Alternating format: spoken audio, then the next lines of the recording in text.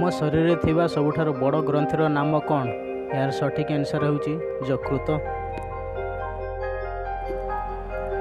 ବାୟୁମଣ୍ଡଳରେ carbon dioxide କେତେ ପରିମାଣରେ ଅଛି? ଏହାର ସଠିକ୍ ଆନ୍ସର୍ ହେଉଛି 0.03%। ପରବର୍ତ୍ତୀ କ୍ୱେଶ୍ଚନ୍, ଅକ୍ସିଜେନ୍ ଏକ କ'ଣ? ଏହାର ସଠିକ୍ ଆନ୍ସର୍ ହେଉଛି ଏନ୍ଜାଇମ୍। ପରବର୍ତ୍ତୀ କ୍ୱେଶ୍ଚନ୍, ମନୁଷ୍ୟର ବୃଦ୍ଧି ଏବଂ ଚତୁରାଇର କେନ୍ଦ୍ର ହେଉଛି ସେରିବ୍ରମ୍।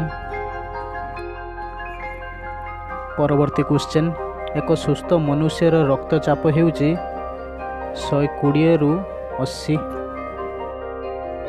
ପରବର୍ତ୍ତୀ କ୍ୱେଶ୍ଚନ୍, ନିମ୍ନଲିଖିତ ମଧ୍ୟରୁ କେଉଁ ଏନ୍ଜାଇମ୍ ଲାର୍ଭ ଠାରୁ ପ୍ରାପ୍ତ ହୋଇଥାଏ? ଏହାର ସଠିକ୍ ଆନ୍ସର୍ ହେଉଛି ଟଏଲିନ୍।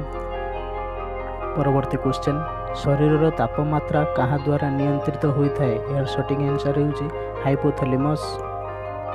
ପରବର୍ତ୍ତୀ କ୍ୱେଶ୍ଚନ୍, ନିମ୍ନଲିଖିତ ମଧ୍ୟରୁ କ୍ଷୀର କାହା ଦ୍ୱାରା ଖଟା ହୋଇଥାଏ? ଏହାର ସଠିକ୍ ଆନ୍ସର୍ ହେଉଛି ବ୍ୟାକ୍ଟେରିଆ। ପରବର୍ତ୍ତୀ କ୍ୱେଶ୍ଚନ୍, ବିଷାଣୁର ଖୋଜକର୍ତ୍ତା ସର୍ବପ୍ରଥମେ କିଏ ଥିଲେ?